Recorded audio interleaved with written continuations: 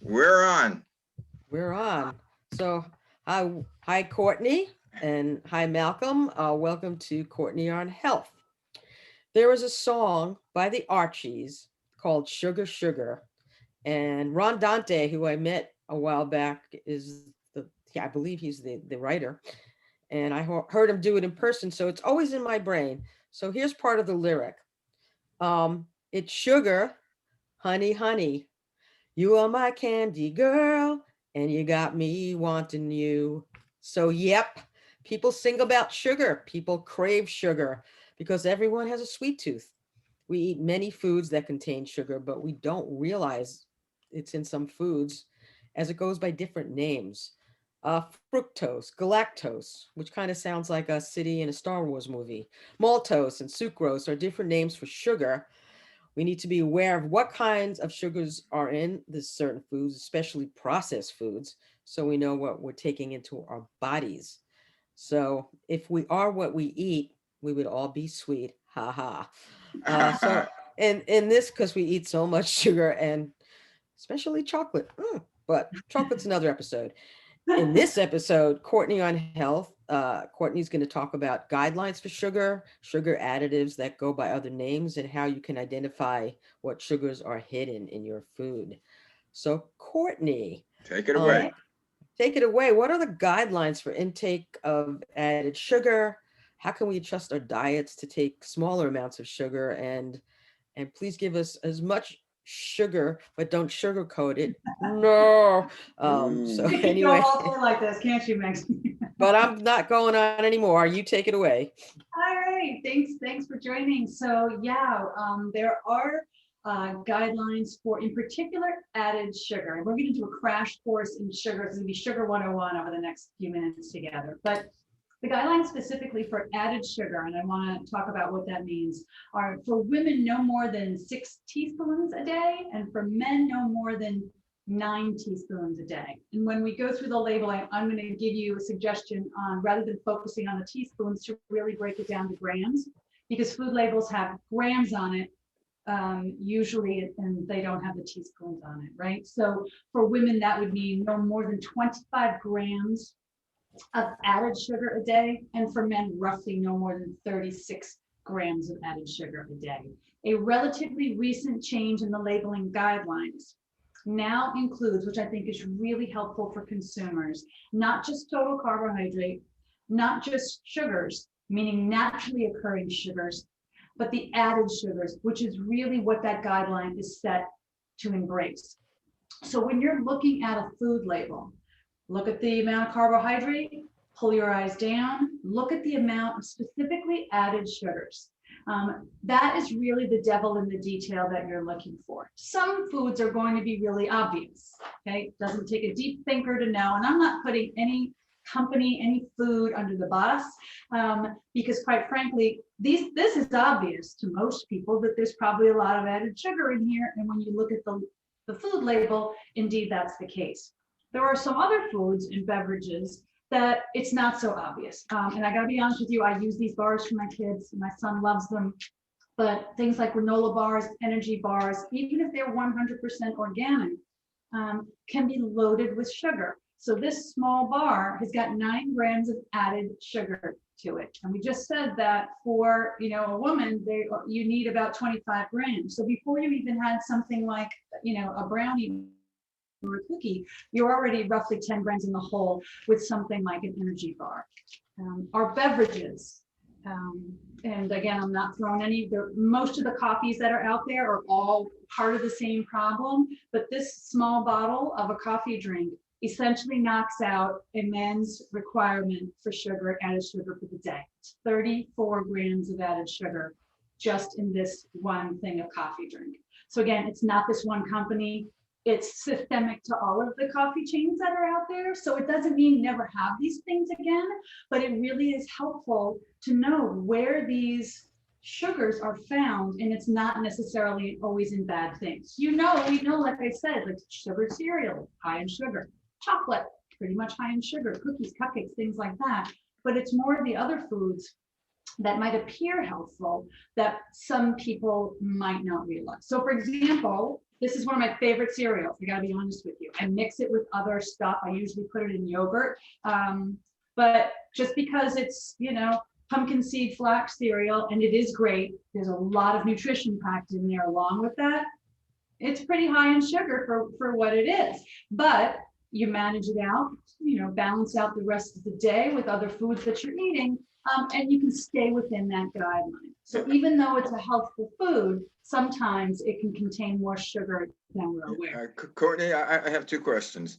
Number Yeah. one, if you exercise or you're very active, or I like do my walking or weightlifting, can you have more sugar? Will the sugar, or is it a type of sugar that will burn more readily? Like, I know there's certain carbs that you simple carbs that you could take that you burn off. Does that also exist with sugar? With that guideline is regardless of whether you are a couch potato or whether you are, a runner. Now, of course, you got a bigger budget of calories. What you want when you're exercising is more complex carbohydrates, and those come in different sources. So that's just a longer chain. So things like pasta are considered a complex carbohydrate. A sweet potato, complex carbohydrate. They're absorbed more slowly. So they don't cause a great rise in your blood sugar. So they're definitely more beneficial. So across the boards, we want whole grains, less refined, less processed carbohydrates.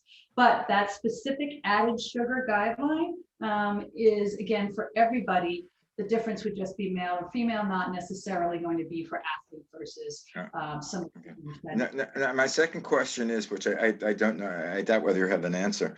Why do they measure things in grams? Basically, as in this country, we do ounces. Everything you do, you have ounces. All the glasses are ounces. Why do they measure things in grams? It's almost like they're trying to cover up something. Well, actually, all the pharmaceuticals are in grams. So if they started doing it in ounces, I think we confuse everybody. So I don't know. We're one of the few. There is another country. It's just that I don't know which one that actually doesn't do metric system. But fortunately, the food label is also in metric grams. Right. So it's super simple. So again, if you think about just the grams of added sugar, I want to make sure you're looking at that added sugar in the mix. That's important. Now, sugars can come in, as Maxine mentioned, in a lot of different names. So companies are super smart, right? So instead of maybe saying that it's regular sugar, they might say that it's, oat syrup or barley syrup, which sounds a lot healthier, right, than saying it's sugar. At least some people might think that sounds healthier. Molasses, agave, honey, tapioca syrup. They're all 4 calories per gram. So from a calorie perspective, it's all the same. And quite frankly, it's still considered an added sugar, even though it's not necessarily regular table sugar or, beet sugar or cane sugar. So really look at the ingredient list to pick through there to see if you can identify those very common names that are used for sugar. And like you said, Maxine, anything with an OSE is pretty much a sugar. So your maltose, your sucrose, your fructose. Now, fructose, as it occurs naturally in fruits, okay, and lactose occurs naturally in dairy products, okay, those tend to have less of a negative impact, of course, eaten in moderation, than other sources of sugar, and in particular, added sugars. So when you're looking at a food label, so for example, a yogurt, there's going to be naturally occurring lactose in there that is separate from the added sugar. That's why that new labeling change is really helpful for a lot of individuals, because it splits that out. So you can actually see the difference between just the lactose and the extra sugar that's put in there.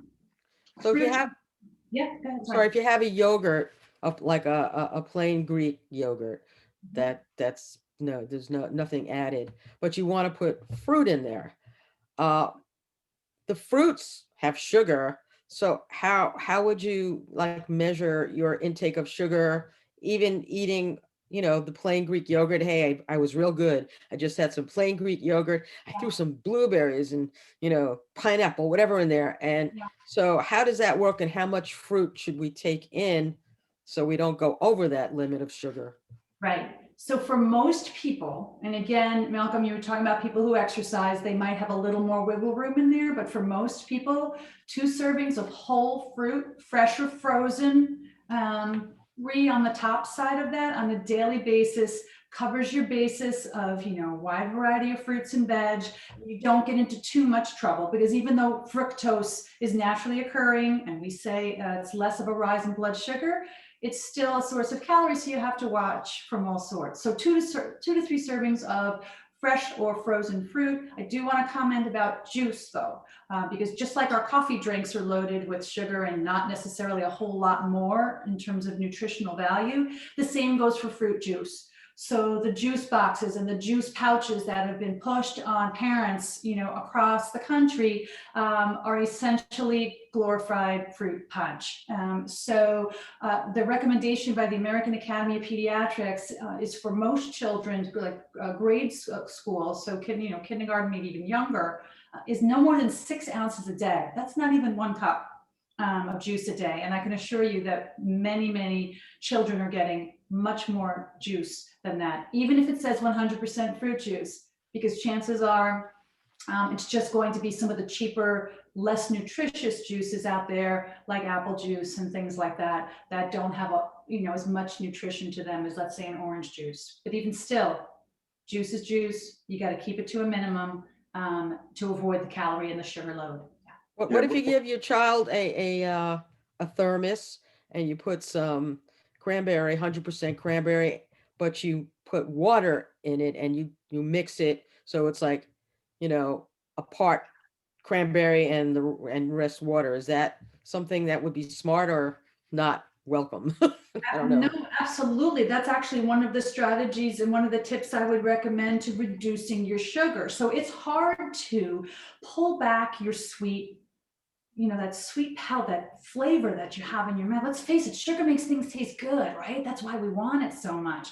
And it's really hard, particularly for kids, but I have to say for adults as well, I've been doing this for a long time, to ratchet back on their sweet. So Maxine, that's a great way to do it. Start gradually. So if you've got a kiddo who's used to getting their juice every day, little by little, maybe by not even, quarter of a cup each time, cut it back a little bit of water to get them used to it. Same thing for adults. If you're a soda drinker, even if you, use artificially sweetened, and we're going to talk about that in just a second, my recommendation is cut it with regular seltzer. Get your palate used to less sweet.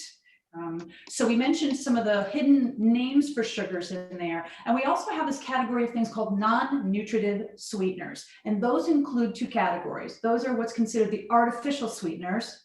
So think your saccharin, your aspartame, your sucralose, any of think of the packet colors, right? And then you have the naturally occurring non-nutritive sweeteners. Those would be things like monk fruit juice, stevia. Those 2 appear to be the best of the breed of the non-nutritive sweeteners right now. They've all been studied. They are all considered something called GRAS, which is generally regarded as safe. So they're all cleared to be on the market. But the one thing I would suggest is a place for a lot of these things. We really haven't seen a tremendous dip in overall weight in this country, even though we have more of these artificial sweeteners available to us. And I caution users of these to just approach with a little bit of trepidation. They are oftentimes 200 to sometimes 20,000 times sweeter than regular cane sugar. So I just said a couple of seconds ago, try and ratchet back, try and reduce your sweet, right? Mm-hmm. How are you going to do that if you're eating a product, even with something like stevia and monk fruit, which is naturally occurring, but is still so sweet, it's hard to find anything, enjoyable, because it's not nearly as sweet as that anymore. Yeah. So certainly safe, but I would say just be careful about where you're using it and how often, you're using it. What I always objected to, again, because I've been in advertising or selling advertising for television and radio. If you go to the supermarket, I remember when my kids were young, and I'd look at all the products, especially the products that are eye level to children, and most supermarkets package like that. They stock their shelves at what they want to sell to kids. They have it in their eye level, and you take a look at the label, and the first thing you see is sugar, or some sort of sugar product. and it got me so ticked off. So, it doesn't mean go cold turkey. I mean, it's hard to do that, but it's important to make yourself more aware about what you're eating. Maybe reserve your sweet treats for things that should be sweet treats, right? So like a dessert that you really want to enjoy, or a really good piece of chocolate or something like that. But again, it's baby steps for a lot of us to get there. And the first step is identifying those hidden sources. Again, whether they're monk fruit juice or whether they're cane sugar, identify those sources in your foods. The last category I want to mention are things called sugar alcohols. Do you guys chew sugar-free gum at all? No. Yeah. Okay, so typically that's what's housed inside sugar-free gum. It's any of the sugar alcohol groups. So anything with that OL at the end, sorbitol, xylitol, mannitol. So those are 2 calories per gram as opposed to 4. So there's less of a calorie load to them. Again, they're approved. They're generally regarded as safe. But what I have found, and what the research seems to support, is that in eaten or if you're drinking it in excess, it can cause some GI upset. So it can act like a laxative. It can be gas producing. So again, you'd want to just be aware of just how much you're having and see how you're tolerating it, if at all. Some great tips to reset your palate, help you reset your palate. Maxine, you mentioned one of them: dilute, dilute, dilute.